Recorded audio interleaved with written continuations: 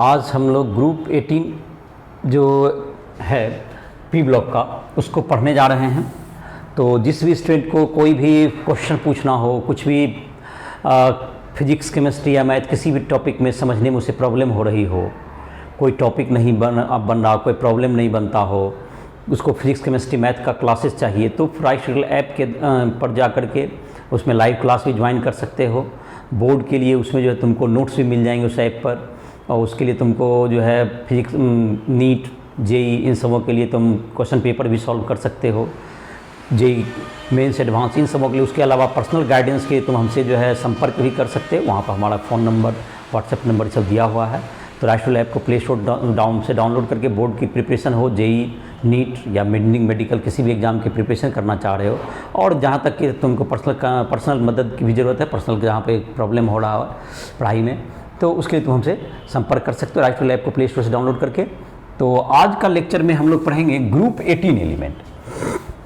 तो group 18 element में तुमको है जो एलिमेंट के नाम हैं, हीलियम, तो इसका एटॉमिक नंबर है 2, हीलियम।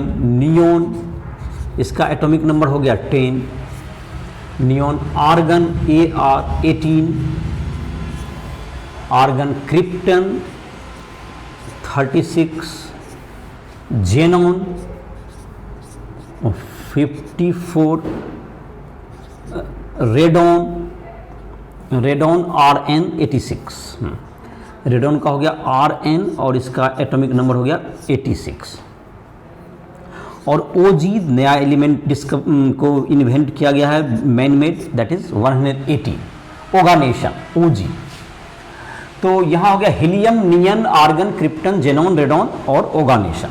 तो जाहिर है कि 2 है एटॉमिक नंबर इसका हीलियम का, इसमें 8 प्लस कर देंगे तो हीलियम के बाद नियोन का आ जाएगा।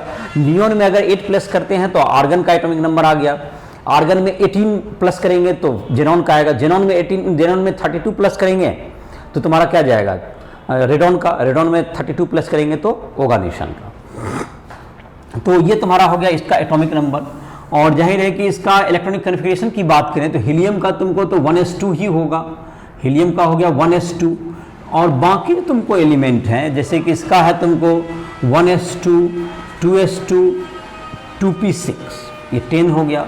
अब जहाँ तक कि तुमको आर्गन का है, ये तुमको कहाँ लास्ट करेगा, 1s2, 2s2, 2p6, 3s2, 3p6। और सभी जो तुमको अगला जो 4p6 पे लास्ट करेगा।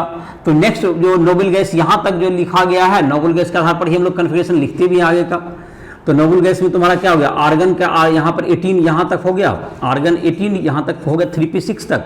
तो देयर आफ्टर 3d10, 4s2 और 4p6, 4p6 तक आ गया 36। उसके बाद तुम्हारा है जेनॉन 54, तो इसमें तुमको हो गया क्रिप्टन 36। उसके बाद आ जाएगा तुमको 4d10, 5s2 और 5p6, ये तुम्हारा हो गया। इसके बाद रेडॉन की बात करें तो जेनॉन 54 से आगे बढ़ जाएं। जेनॉन 54 के बाद तुमको आता है 4f14, यहाँ पर आ जाएगा, इसलिए 32 आ जाता है। फिर 5d10 और 6s2, 6p6।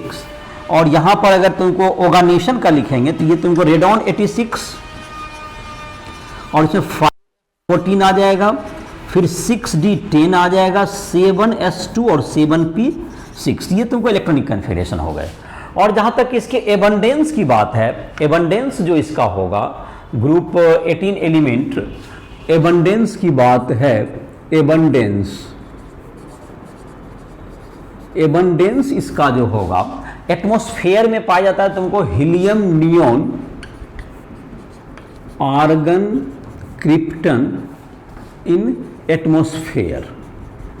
एटमॉस्फेयर में पाया जाता है करीब करीब 1% बाय वॉल्यूम, 1% बाय वॉल्यूम ये नोबल गैस एटमॉस्फेयर में प्रेजेंट हैं। दूसरा तुमको इसका जो एबंडेंस का जो जगह होगा, दूसरा तुमको जो हीलियम का जहाँ तक बात करें तो हीलियम, नियोन, ये सब तुमको रेडियो एक्टिव जो तुम्हारा मिनरल है उसमें पाया जाता है, लाइक मोनाजाइट, पिच ब्लेंड, थियोलाइट, इस सब में तुमको पिच ब्लेंड, इन सबों में ये पाया जाता है। और हीलियम जो तुमको natural gas contains helium, helium तुमको मिलता है, ये तुम्हारा एटमॉस्फेयर में इस सब का तुम्हारा है। और जेनॉन जो तुमको है helium, neon, argon, krypton, xenon. Radon तुमको जहाँ तक है, रेडॉन तुमको मिलता है, ये तुमको जो रेडियम है तुम्हारा, रेडियम जो तुमको 88,226, इससे तुमको जबकि ये डिके करेगा इससे रेडॉन बन जाता है 86 और 222 और प्लस He का हीलियम, मतलब दैट इज हीलियम भी तुमको प्राप्त हो गया, हीलियम भी इसमें बनता है। और इसको हम लोग अल्फा पार्टिकल भी कहते हैं, अल्फा पार्टिकल। ये तुमको रेडियो एक्टिव में तुमको ये इसका रेडॉन का तुमको जिसको कि रेडियो ट्रेसर टेक्निक के द्वारा इसको पता किया जा सकता है। और तुमको जहाँ तक कि ओगानेशन, ओजी जो है तुमको, ओगानेशन मैन मेड एलिमेंट है, मैन मेड एलिमेंट। ये इसकी जो हाफ लाइफ बहुत कम होती है, जो कि तुमको इसीलिए इसके केमिस्ट्री के बारे में और अधिक अभी पता नहीं है। तो ये तुम्हारा हो गया इसका जो कुछ एबंडेंस की बात हो गई, कहाँ कहाँ मिलते हैं, इलेक्ट्रॉनिक कन्फिगरेशन हो गया। और जहाँ तक कि ये रहा तुमको कि इसकी जो फुल जो तुम्हारा कहते हैं, इसको जो है तुमको इसका एटॉमिक रेडियस की बात करें तो टॉप टू बॉटम क्या होगा, इंक्रीज करेगा। Atomic radius top to bottom increase करेगा। इसका तुमको electron gain enthalpy top to bottom decrease करेगा। Ionization enthalpy top to bottom decrease करेगा। और ये तुमको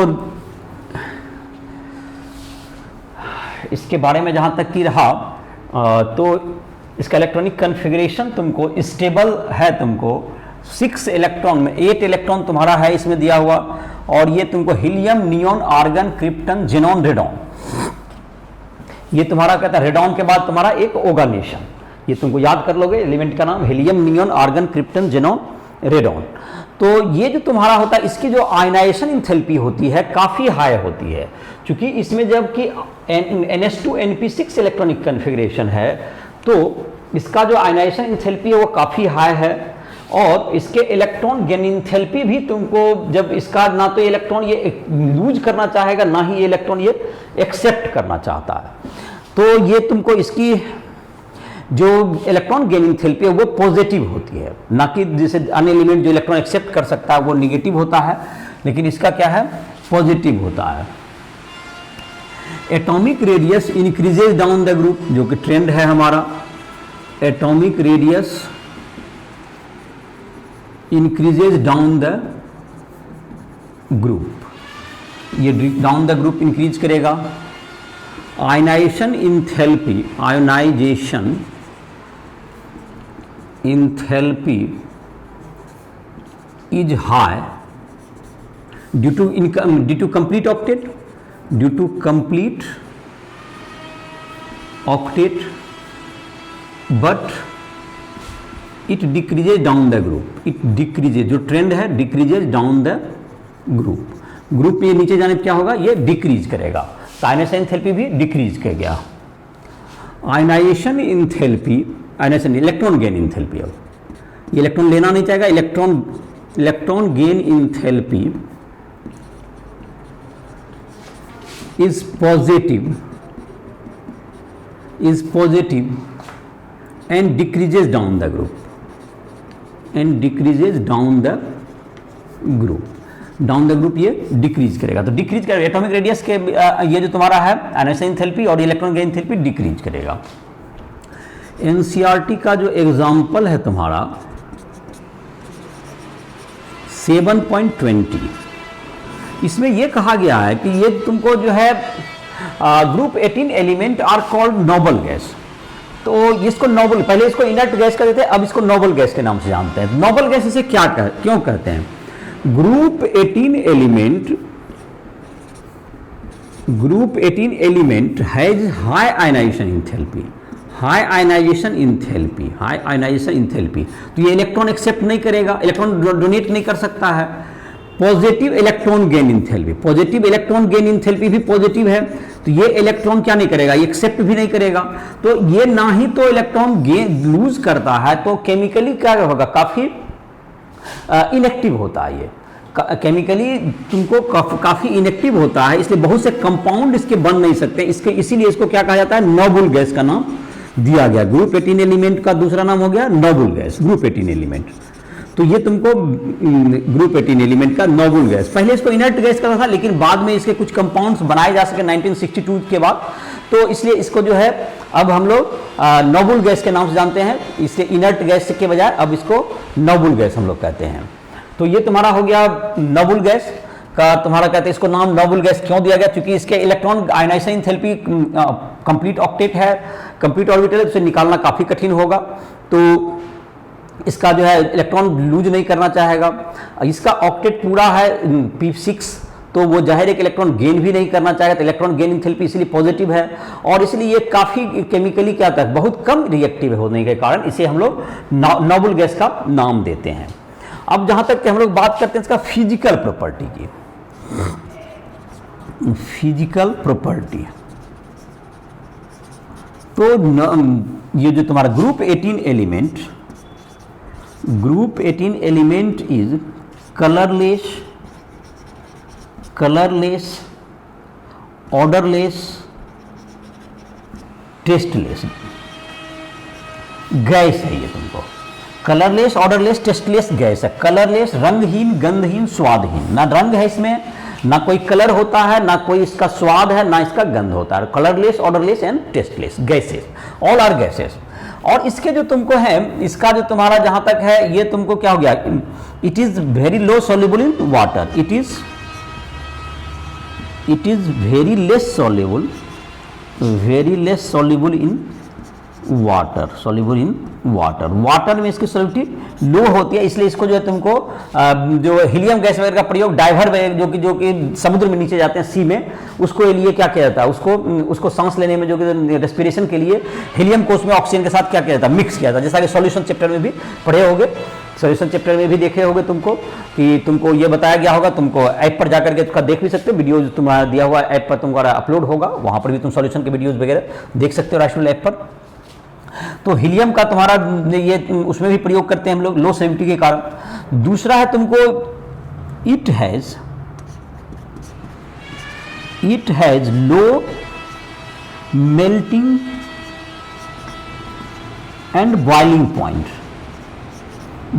point because it is monoatomic and has poor dispersion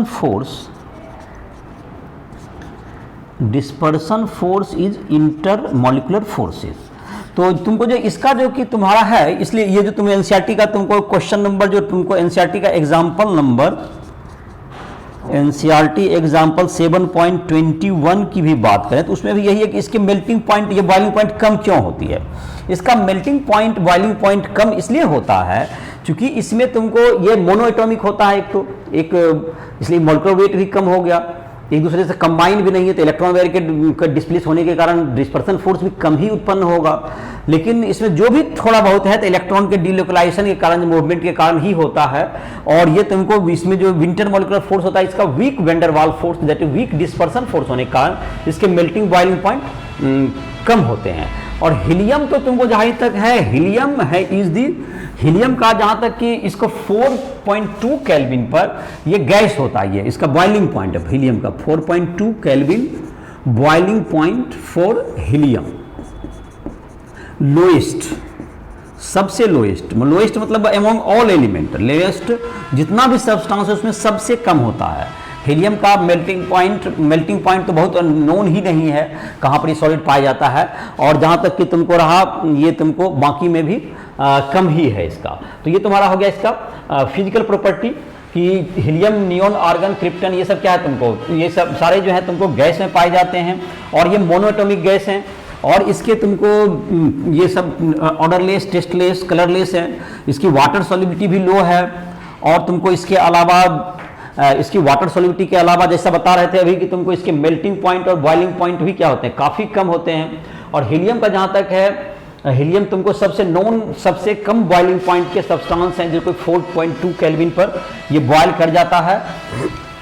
और जो एमोंगस्ट कोई भी सब्सटेंस है उसमें सबसे कम हीलियम का ही बॉइलिंग पॉइंट ऑब्जर्व किया गया। इसके मेल्टिंग पॉइंट को तो ऑब्जर्व किया भी नहीं, उसका डाटा भी अवेलेबल नहीं है।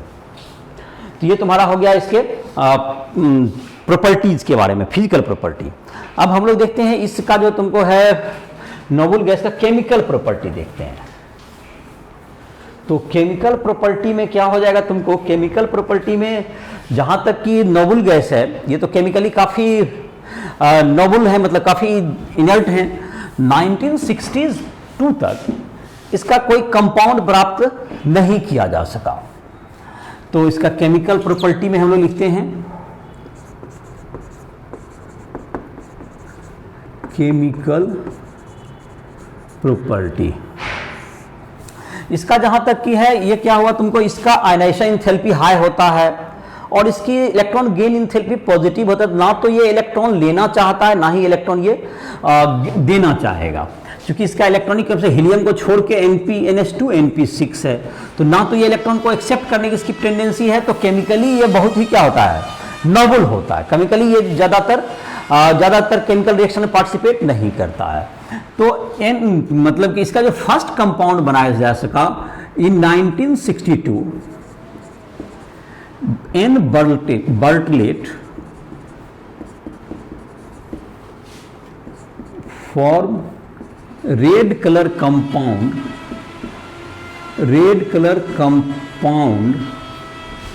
XePtF6। ये पहला तुमको कंपाउंड हो गया, first compound of noble gas. ये लेबोरेटरी में बनाया गया, जो कि रेड कलर का था, XePtF6।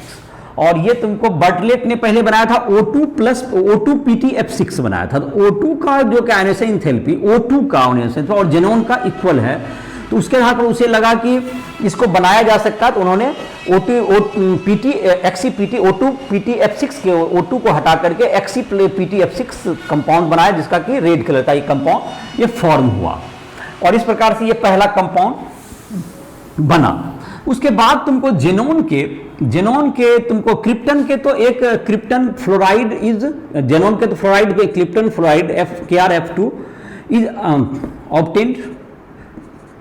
ये तुमको इसके तो एक ही कंपाउंड बनाए गए हैं। तो हीलियम नियोन के अभी तक कोई helium neon argon has no compound as yet. Helium neon argon has no compound known, इन सबों के कोई कंपाउंड नोन नहीं है। Kr का KrF2 है। जेनॉन के कंपाउंड्स हैं, तो जेनॉन के कंपाउंड्स के बारे में हम लोग पढ़ेंगे। जेनॉन के कंपाउंड से यहां भी बनाया गया। जेनॉन का helium neon argon krypton xenon, तो जेनॉन का कम हो जाता है तुमको आयनाइजेशन एंथैल्पी, ऊपर से नीचे में घटता है, तो इसका कंपाउंड जाहिर है कि बन पाता है। लेकिन हीलियम नियोन इन आर्गन इन सबों का आयनाइजेशन एंथैल्पी काफी हाई होने के कारण इसके कंपाउंड बनना मुश्किल होता है, और इसलिए अभी तक इसके कोई कंपाउंड प्राप्त नहीं है।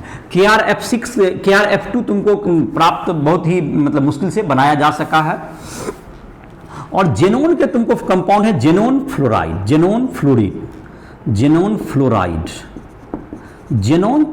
जेनॉन जो है फ्लोरीन के साथ मिलकर के क्या बनाता है, जेनॉन फ्लोराइड बनाएगा।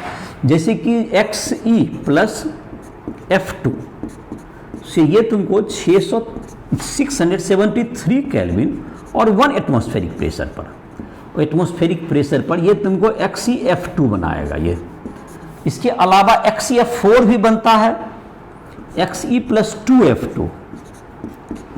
ये तुमको 823 केल्विन ले लीजिए इसका, और 6 to 7 एटमॉस्फेरिक प्रेशर रखिए, एटमॉस्फेरिक प्रेशर। तो ये तुमको XeF4 बन जाएगा। 3 टाइप के फ्लोराइड बनते हैं, और XeF6 भी एक फ्लोराइड बना सकते हैं हम लोग Xe+3F2 से। ये तुमको 573 केल्विन और 60 से 70 तुमको एटमॉस्फेरिक प्रेशर, इसमें प्रेशर ज़्यादा है एटमॉस्फेरिक में, XeF6 बन जाएगा। इसके अलावा XeF4 में तुमको O2F2 से अगर रिएक्शन करा दें O2F2 ऑक्सीजन फ्लोराइड से, तो ये तुम्हारा बन जाएगा तुमको 143 केल्विन पर ये तुमको बन जाएगा XeF6 प्लस O2 बन सकता है। तो ये तुमको इसके, ये सब तुम्हारे गैस हैं सारे, मतलब XeF2, XeF4, XeF6, ये तुमको एक फ्लोराइड कंपाउंड बन गए इसके। और तुमको ये इसके प्रिपेयर करने के लिए Xe का ही के साथ ही इसका क्या करते हैं, या तो O2F2 के साथ एक रिएक्शन है, अदरवाइज नहीं तो क्या होगा तुम्हारा। और ये तुमको काफ़ी क्या है, तुमको ये तुमको काफ़ी अनस्टेबल होते हैं, जो कि वाटर के साथ क्या जाते हैं, ये हाइड्रोलाइज हो जाते हैं, वाटर के प्रेजेंस में ये हाइड्रोलाइज हो जाएंगे। तो इसका हम लोग लिख लेते हैं, ये तुमको hydrolyse in presence of water. Xenon fluoride का हम लोग लिख रहे हैं, तो उसी को आगे बढ़ाते हैं उसके काम को। तो जेनॉन जो है तुमको, जेनॉन फ्लोराइड जो है तुमको ट्रेसेस ऑफ वाटर के द्वारा क्या हो जाता है, ये हाइड्रोलाइज हो जाता है। Xenon fluoride hydrolysed in presence of water. Xenon fluoride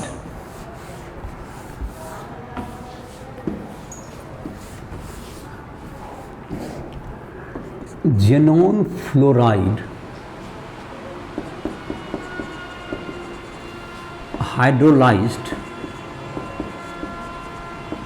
in presence of water, water के प्रेजेंस में ये हाइड्रोलाइज हो जाएगा।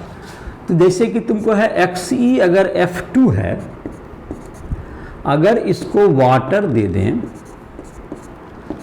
तो ये तुमको बन जाएगा, तुमको Xe इधर निकल हो जाएगा तुमको, और ये तुमको H2O से तुमको HF बन जाएगा। ये फ्लोरीन जो लिबरेट होगा, फ्लोरीनेटिंग एजेंट है, तो ये तुमको H2O से यहाँ ऑक्सीजन को सेपरेट कर देगा ये, और O2 गैस को ये ऑक्सीडाइज करके O2 गैस निकल जाएगा ये।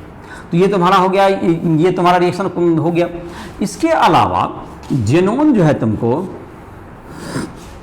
ये जो फ्लोराइड है तुमको XeF2, ये तुमको क्या कर सकता है कि जो फ्लोरीन है उसको डोनेट भी कर सकता है और एक्सेप्ट भी कर सकता है। ये फ्लोरीन को अगर डोनेट कर देगा तो ये पॉजिटिव के रूप में आ जाएगा। जैसे PF5 है तो इसको डोनेट कर देगा, तो ये बन जाएगा XeF प्लस बन जाएगा, ये पॉजिटिव की तरह काम करेगा। और PF6 माइनस, ये चाहे SbF5 को दे दिया, XeF2 प्लस SbF5, इससे क्या बन जाएगा XeF प्लस और SbF6 माइनस। ये फ्लोराइड लूजर, फ्लोराइड डोनेट कर रहा है, फ्लोराइड डोनर, फ्लोरीन या फ्लोराइड डोनर हो गया ये। अब फ्लोराइड का ये एक्सेप्टर भी हो सकता है ये, जैसे कि तुमको XeF2 है प्लस MF, मतलब कि मेटल हो गया तुम्हारा एल्कली मेटल, यहाँ है alkali metal, group 1 element alkali metal, तो ये F ले लेगा, यहाँ पर F ले लेगा तो क्या बन जाएगा तुमको Xe मतलब M प्लस XeF3 माइनस, ये फ्लोराइड एक्सेप्टर भी है, ये फ्लोराइड एक्सेप्टर हो गया, फ्लोराइड एक्सेप्टर भी है ये। तो ये तुम्हारा हो गया। और बाकी जो तुमको ऑक्सीजन, ये जो तुमको जेनॉन के, और जहाँ तक कि ये तुमको XeF2 का जहाँ तक कि शेप की बात करें, ये वेस्पर थ्योरी के आधार पर XeF2 का जो ये शेप हो गया तुम्हारा इस तरह का, और 4 लोन पेयर हो तो वो तो तुम्हारा पोजीशन में चले जाएंगे, इसमें बच जाएंगे 3 लोन पेयर बच जाएंगे, इसमें 3 लोन पेयर बच जाएंगे। तो तीनों जो है तुमको इक्वेटोरियल जो पोजीशन है, ट्रायगोनल बाइपिरामिड का 3 गो ले लेगा लोन पेयर उधर। तो ये जो शेप हो गया XeF2 का, इसको क्या कहा जाएगा, ये फ्लोरीन का इसका देखा जाए तो इसको लीनियर शेप आप कर सकते हैं। और उसी ढंग से XeF4 है तो 4 बॉन्ड पेयर हो जाएगा और 2 लोन पेयर, जो लोन पेयर तुमको एक्सेल पोजीशन पे चले जाएंगे, और ये तुम्हारा कैसा हो जाएगा, इसको हम लोग स्क्वायर प्लेनर शेप कर सकते हैं, स्क्वायर प्लेनर शेप इसको कह सकते हैं। और XeF6 का जहां तक की शेप होगा, इसमें तुमको 6 बॉन्ड पेयर हो गया और 1 लोन पेयर है, तो ये तुमको एक लोन पेयर क्या करेगा, इसको ट्विस्ट कर देगा, तो ये तुमको हो जाएगा मतलब बैंक, इसका जो तुमको हो गया क्या, इसका क्या हो जाएगा, ये तुमको मतलब ऑक्टाहेड्रल के बजाय ये कुछ ट्विस्टेड ऑक्टाहेड्रल हो जाएगा, ट्विस्टेड ऑक्टाहेड्रल शेप, ऑक्टाहेड्रल, ये ऑक्टाहेड्रल शेप में ये ट्विस्ट हो जाएगा। तो ये तुम्हारा हो गया इसका ये कंपाउंड बनेगा, ये ऑक्टाहेड्रल में इसका शेप आएगा, जिसका कि शेप कुछ क्या हो जाएगा, चेंज हो जाएगा। और तुमको अगर नहीं तो 90 डिग्री एंगल नहीं रह पाएगा, बिकॉज लोन पेयर का ये इसका शेप कुछ अलग हो जाएगा। तो ये तुम्हारा हो गया। अब ऑक्सीजन जेनॉन के तुम्हारे ऑक्साइड भी बनाए जा सकते हैं, जेनॉन के ऑक्साइड भी बनाया जा सकता है, जैसे XeO3, XeOF4, XeO2F2, ये सब कंपाउंड्स क्या हो सकते हैं, इसको बनाए जा सकते हैं। जेनॉन के ऑक्साइड्स भी बनते हैं और जेनॉन के ऑक्साइड भी बन जाएंगे तुमको, जेनॉन का oxides, xenon oxide, xenon oxygen compound भी कह सकते हैं इसको, जेनॉन ऑक्सीजन कंपाउंड। तो ये तुमको बनेगा जेनॉन का, जैसे कि अगर हम लोग XeF6 के साथ रिएक्शन करा दें H2O का, तो हाइड्रोलाइज करके ये बन जाएगा XeO3 प्लस HF। ये तुमको एग्जाम्पल जो एनसीईआरटी में पूछा गया है इस रिएक्शन, क्या ये रेडॉक्स रिएक्शन, तो इसमें किसी का ऑक्सीडेशन नंबर में कोई चेंज नहीं है। 7.22 जो तुम्हारा एग्जाम्पल है, एग्जाम्पल उसमें पूछा गया कि क्या ये रेडॉक्स रिएक्शन, तो ये बिल्कुल नॉन रेडॉक्स रिएक्शन है। और इसी का जैसे कि तुम कहोगे XeF6 का और भी अगर पार्शियल हाइड्रोलिसिस होगा, पार्शियल हाइड्रोलिसिस में तुमको क्या बनेगा, अगर एक ऑक्सीजन मतलब कि आया O2F2 हो सकता है, ये भी बनता है, प्लस HF हो सकता है पार्शियल में।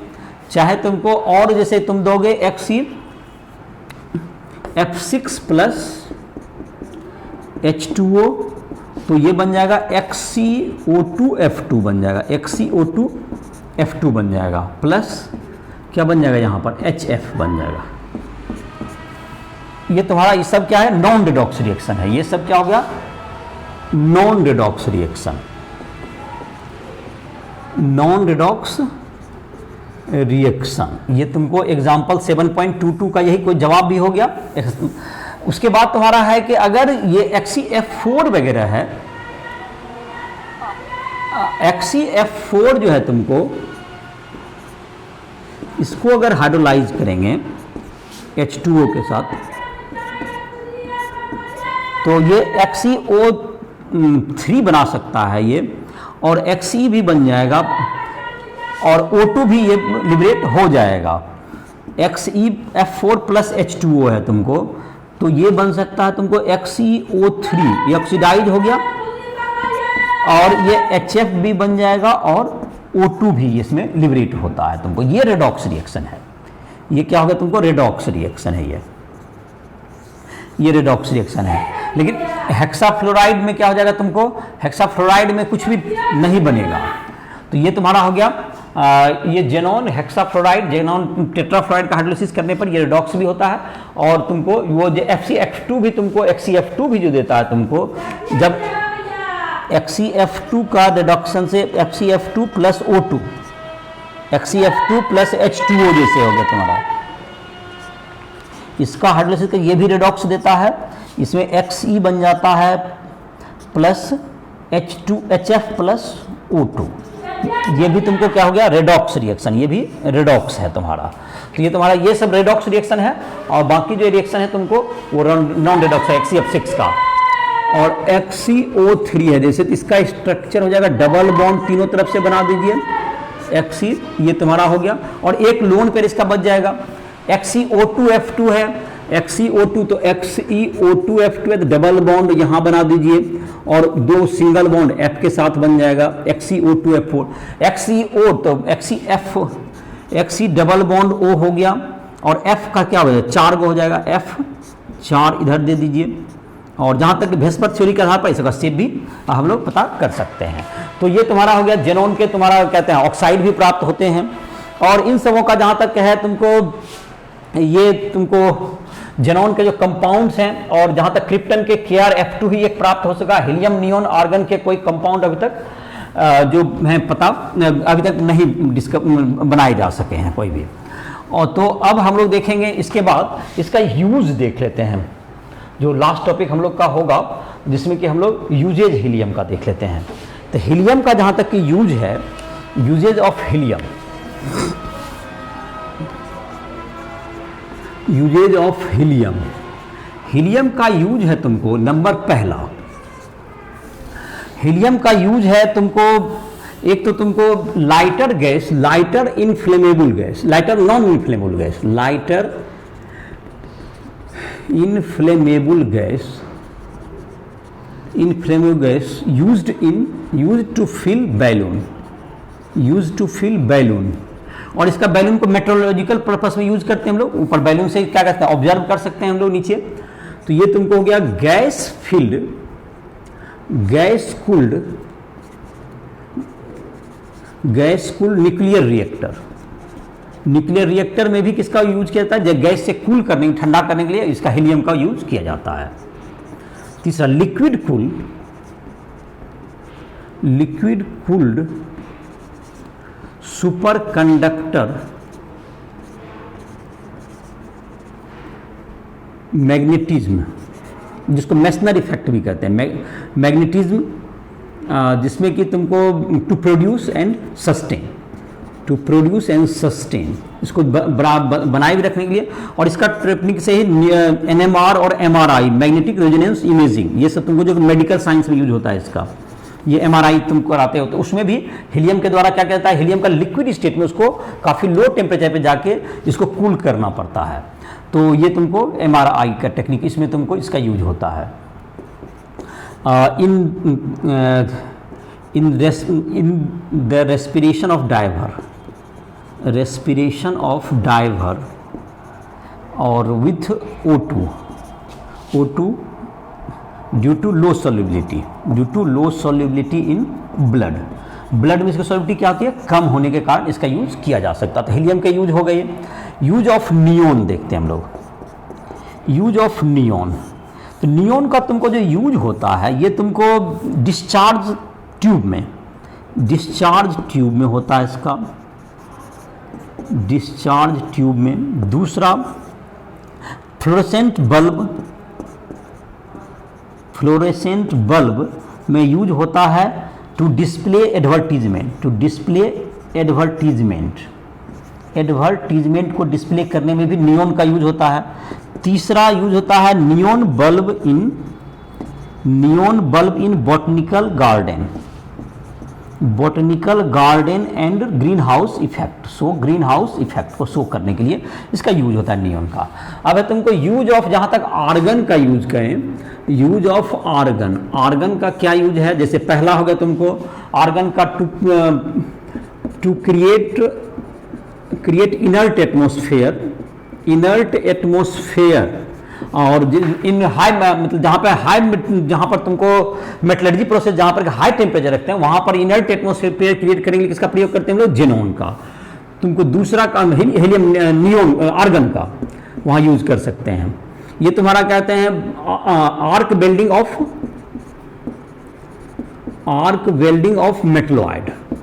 ऑफ मेटलॉइड का आर्क वेल्डिंग करने में भी इसका यूज करते हैं। तीसरा नंबर कह सकते हो। और तुमको ये जो कि मतलब कि inert to create inert atmosphere in bulb, तो ये तुमको बल्ब में भी इनर्ट एटमॉस्फेयर क्रिएट करने में क्या आता है, हाई मेटलर्जिकल जहाँ पर की प्रोसेस हो रहा है, जहाँ पर टेम्परेचर काफ़ी हाई होते हैं, तो वहाँ पर एयर के बजाय एयर वहाँ पर ऑक्सीडाइज करने की संभावना रहती है, तो वहाँ पर किसका नोबल गैस से तुमको आर्गन का यूज किया जा सकता है। और हीलियम का यूज तो जहाँ ठंडा करना है वहाँ हर जगह पे हीलियम का काफ़ी यूज होता है, जो कि तुमने देखा होगा। जहाँ पर भी तुमको स्पेशल रूप से जहाँ कूलिंग करना है, तुमको जहाँ लार्ज हाइड्रोक्लोराइड के एक्सपेरिमेंट जो हो रहे हैं फ्रांस में, वहाँ से भी तुमको जो कूल करना है, जहाँ पर कि बहुत लो टेम्परेचर तक कूलिंग करना था, वहाँ हीलियम गैस का यूज किया जाता है क्रायोजेनिक टेक्नोलॉजी में। और तुमको नियोन गैस का तुमको जो डिस्प्ले बोर्ड है, जहाँ पर कि देखते हो एडवर्टीजमेंट जहाँ डिस्प्ले करता है रेड कलर में, उसमें तुमको नियोन का प्रयोग होता है, बॉटनिकल गार्डन में उसका यूज होते हैं। तो ये सब इसके यूजेज हो गए। तो इसी के साथ जो तुमको जो थ्योरी का जितना क्लास था, ग्रुप पी ब्लॉक एलिमेंट का, जो कि बड़ा चैप्टर था, वो आज इस में लेक्चर में समाप्त हो गया। अब इन टेस्ट क्वेश्चन, एग्जाम्पल्स, एक्सरसाइज के क्वेश्चंस, इन सब एग्जाम्पल तो मैंने लगभग डील कर ही दिया है इसी लेक्चर में। और तुमको जो इन टेस्ट क्वेश्चन में कहीं पे दिक्कत आ रहा हो, या एक्सरसाइज में प्रॉब्लम आ रही हो, फिजिक्स, केमिस्ट्री या मैथ, किसी भी चैप्टर में तुमको पूछना हो, कहीं भी प्रॉब्लम हो, तुम हमको डायरेक्ट कॉल कर सकते हो, हमसे बात हो जाएगी डायरेक्ट। और तुमको जो भी प्रॉब्लम तुम्हें तुम्हें परेशानी हो, कोई पोर्शन पूछना हो, तुम पर्सनल टाइम ले करके तुम आसानी से अपनी तैयारी को, बोर्ड हो या तुमको किसी इंजीनियरिंग मेडिकल का प्रिपरेशन कर रहे हो, किसी भी पोर्शन को के लिए तुम पूछने के लिए हमसे टाइम ले सकते हो। इसी के साथ इस लेक्चर को समाप्त कर रहे हैं।